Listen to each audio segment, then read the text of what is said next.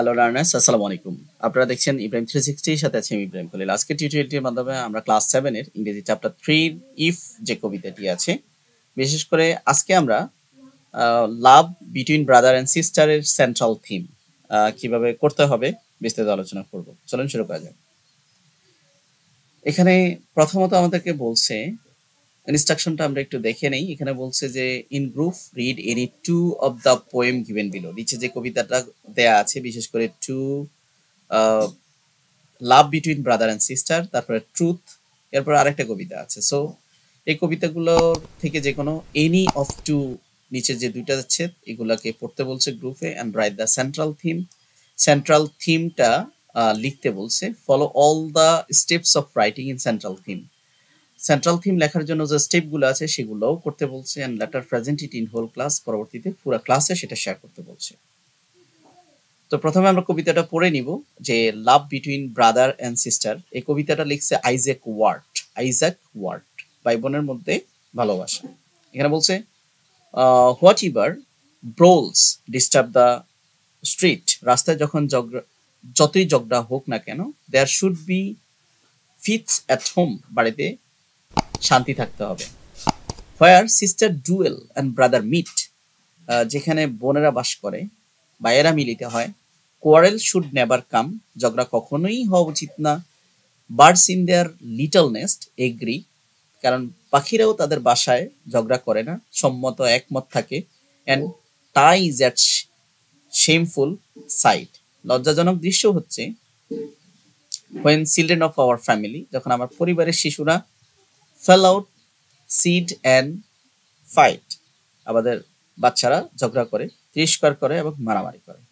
তো এই হচ্ছে কবিতা। এখন আমরা কি করতে হবে? সেন্ট্রাল থিমটা লেখার জন্য প্রথমে কবিতাটা পড়তে হবে। সেকেন্ডলি আমাদেরকে বলছে যে discuss who tell the poem and what tell the poem and whom tell the poem. In the poem the poet tells the reader. কি বলেছেন? Importance of good relationship. কাকে বলেছেন? রিডারকে বলেছেন। কি বলেছেন? Good relationship between brother and sister in family. তারপর বলছে find out the important word and phrase.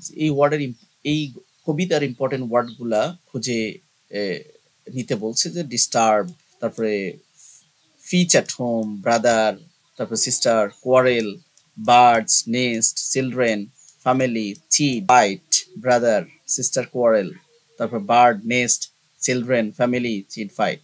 যাই হোক, এই শব্দগুলো। এখন বলছে যে কি করার জন্য, you can write the poem in your own word. তোমার নিজের ওয়ার্ডে তুমি কি বুঝেছ সেটা লিখতে বলছে।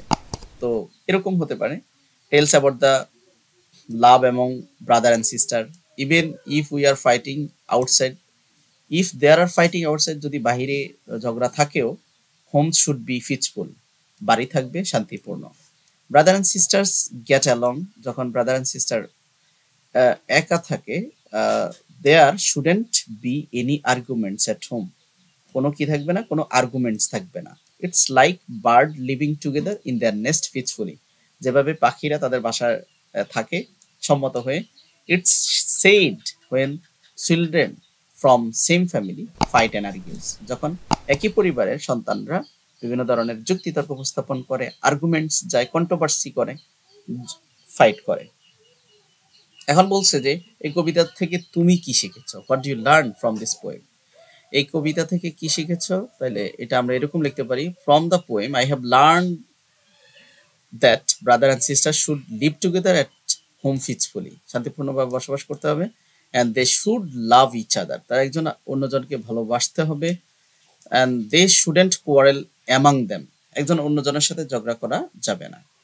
এই সবগুলো আমরা চিন্তা ভাবনা করার পরে আমরা কি করতে হবে? সেন্ট্রাল থিম লিখতে হবে। Central theme of the poem is how crucial is it to foster harmony and tranquillity within the family. পরিবারের মধ্যে এই কবিতা আমাদেরকে দেখিয়েছে কিভাবে পরিবারের সদস্যদের মধ্যে হারমোনি থাকবে, ট্রাঙ্কুইলিটি থাকবে, মিল থাকবে। It emphasise the idea that sibling বলতে ভাই বোন, should retain their loves and harmony at home. তাদের ভালোবাসাটা বাড়িতে থাকবে, পিসফুলি থাকবে, in spite of outside challenge. বাহিরে অনেক চ্যালেঞ্জ, প্রতিকূলতা থাকতে পারে, থাকার পরেও হারমোনি এবং লাভ থাকবে। ওকে, আজকে এ পর্যন্ত। পরবর্তী ভিডিও 5 থিংস যে কবিতাটা আছে সেটা সেন্ট্রাল থিম নিয়ে আমরা আলোচনা করব। ভালো থাকবেন সবাই। আসসালামু আলাইকুম।